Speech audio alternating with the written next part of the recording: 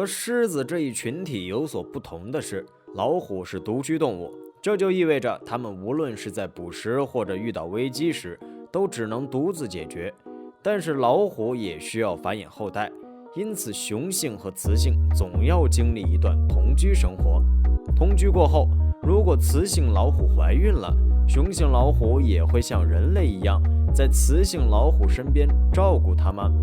怀孕对于雌性老虎来说影响有多大？它会不会因此丧命？这里是万物灵，欢迎关注熊探长带你探索有灵万物。实际上，雌虎和雄虎通常只有在繁殖季节才会在一起，其他时期都是独自生存。每只老虎都有属于自己的领地，但是雌性老虎和雄性老虎的领地通常会有一定程度的交叉，这种领地交叉就便宜了雄性老虎。正所谓近水楼台先得月，雌性老虎一般会就近择偶，因此和雌性老虎离得近的雄性老虎就有一种天然的地理优势。老虎会通过分泌物来向异性展示自己，所谓的分泌物是指老虎的尿液和大便，这种分泌物通常具有强烈的刺激性味道，但这却是老虎最直观的传递信号的方式。一般情况下，雄性老虎在发情后就会在自己领地周围的灌丛里排泄这种分泌物，用以向雌虎传递想要和对方交配的信号。雌虎在闻到味道、收到这种信号后，也会给出相应的反馈。反馈的表现形式同样是排泄分泌物。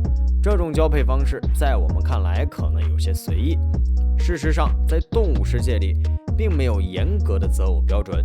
在他们眼中，所谓的择偶就是为了传宗接代和满足自己发情期的欲望。但是，老虎在选择自己的交配对象时，也不是完全荤素不忌的，他们会事先对交配对象进行考察和筛选，发现对方能够满足自己的事。在我们看来，这就像是雌虎给雄虎的一个下马威，用以告诉对方自己不是那么容易征服的。就这样，当雌虎站起身并理睬雄虎，这就表示雌虎已经接纳雄虎了。由此，两只老虎短暂的婚姻生活就要开始了。在人类社会，婚姻生活不仅有道德约束，还具有法律保护。一旦结婚，就不能随意更改配偶。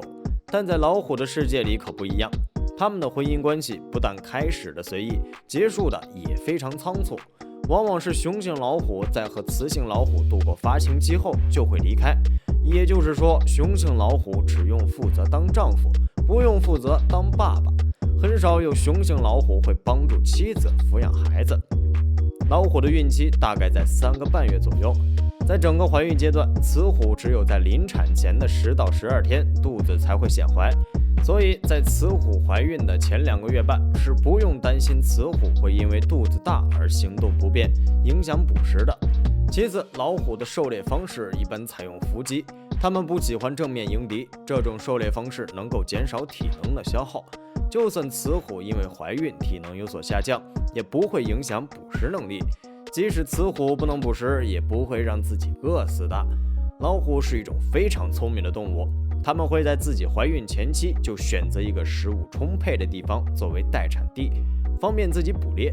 有时也会对食物进行储存，以备不时之需。另外，咱们之前说过，雌虎在受孕成功后，雄虎是不用承担父亲的义务的，但只是不帮忙抚养和提供食物来源，偶尔还是会开绿灯的，毕竟是自己的孩子和妻子。雄虎会允许雌虎在自己的领地寻找食物，有些责任心强的雄虎还会留下一部分食物给雌虎。当然，雄虎这样的善意只针对自己的孩子，如果发现是别的老虎或是幼崽在自己的领地觅食，那么他就会将其杀死。其实我们更应该担心的是刚刚出生的小老虎。怀孕的雌性老虎就算捕食能力减弱，但还是能够捕食的，即便是吃些腐肉也能够养活自己。另一方面，就算雌性老虎误入了别的雄性老虎的领地，也不会有生命危险，因为雄性老虎在发情期到来时还需要雌性老虎。但刚出生的幼崽就不一样了，他们因为刚刚来到这个世界，对很多事情还不熟悉，就连走路都不会，又怎么能自己捕食呢？老虎幼崽不仅自己无法捕食，还很有可能成为别的肉食动物的捕食对象。不仅如此，周围还有其他雄性成年老虎在虎视眈眈地看着它们，企图杀死它们并占有它们的母亲。因为雌性老虎只有失去了幼崽才会再次发情。科学家统计，大概有一半的老虎幼崽活不过2岁。由此可见，小老虎的死亡率还是很高的。它们在没有行为能力的这段期间，就需要一只老虎来照顾它们。雌性老虎就充当了这一角色。雌性老虎的确不容易，不仅要承担生孩子的痛苦，还要担起幼崽的抚养责任。小老虎刚出生时是没有视力的，它们只能依偎在母亲身边。这个时候，母亲也不能随意离开，否则幼崽的安全就无法保障。在这段期间，雌性老虎通常会选择一个灌木丛或者岩石缝隙作为巢穴，用来隐藏幼崽。在8周左右，幼崽才可以行走。这个时候，雌性老虎稍微可以放松警惕，但是雌性老虎还要担负起为幼崽寻找食物的责任。直到幼崽长到2岁时，母亲才会离开，去开辟自己的领土。无论任何一个物种，作为母亲都不容易。在人类社会，我们经常歌颂母爱的伟大。实际上，在老虎的世界里，雌虎和幼崽也有属于自己的温情。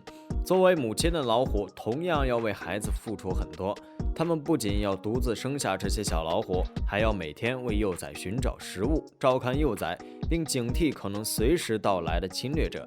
既要当爸爸，又要当妈妈，非常不容易。等孩子长大，远走高飞，就只剩下自己独自衰老。非常感谢您看完本期万物灵，欢迎点赞、评论、加关注。您的关注是熊探长探秘的最大动力。